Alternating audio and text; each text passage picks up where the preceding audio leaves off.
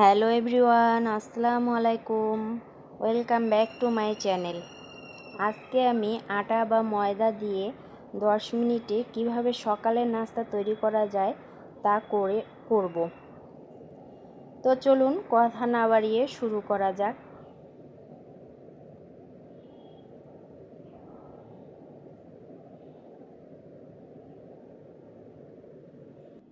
তো dear viewers, এখানে আমি নাস্তাটা করার জন্য এই আটা নিয়ে নিছি 1 কাপ।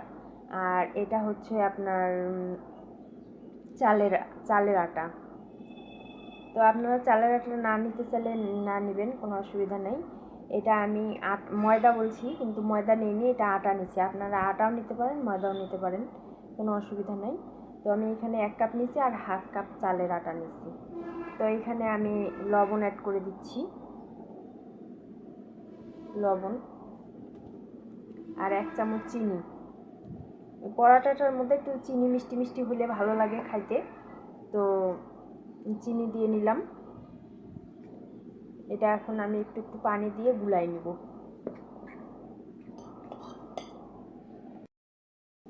তো আমি একটু একটু পানি দিয়ে এটা অল্প অল্প,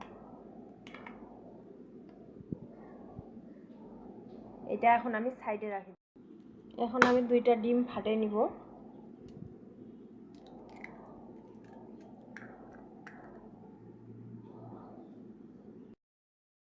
এখন আমি এর মধ্যে লবণ দিয়ে নিব।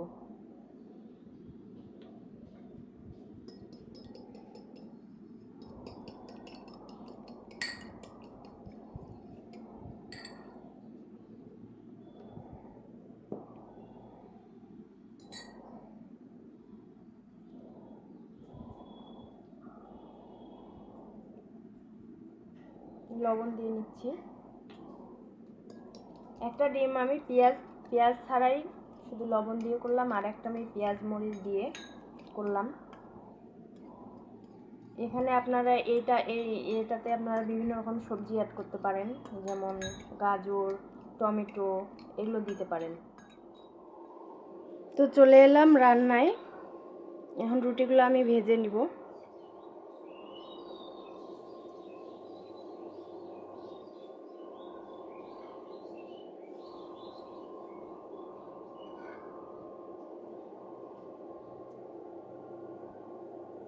এভাবে আমরা একটু ছড়াই দিব। আমাদের কালারটা এই পাশে চারপাশে চেঞ্জ হয়ে আসবে, তখন আমি এর মাঝে এই ডিমটা দিয়ে নিব।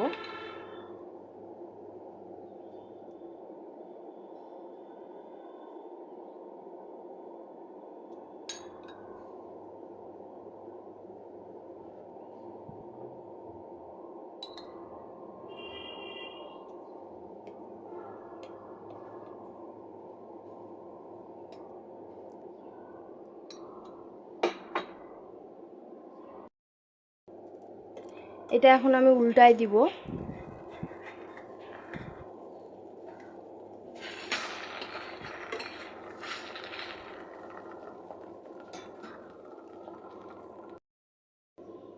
তেল দিয়ে নিব একটু।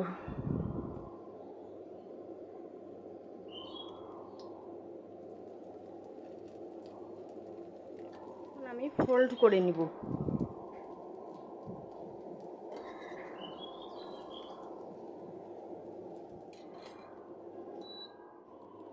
দর্শক, ওইটা আমি ডিম দিয়ে ভাজে দেখাইছি, এখন আমি এমনি ভাজে দেখাবো আপনাদেরকে।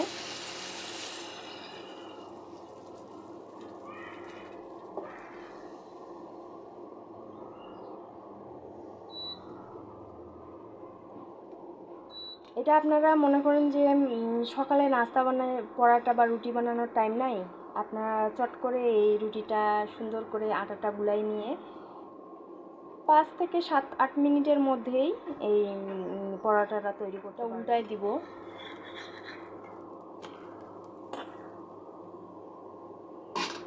যখন আমি আটার গুলাটা তৈরি করছি, আপনারা ওই সময়টাতে আপনারা একটা ডিম লবণ দিয়ে ফেটে ওর মধ্যে দিয়ে দিতে পারেন। এটা আমি একদম পরোটার মতো সুন্দর করে একদম লাল লাল করে ভাজে নিব। আপনারা হওয়ার পরে উঠাই নিব।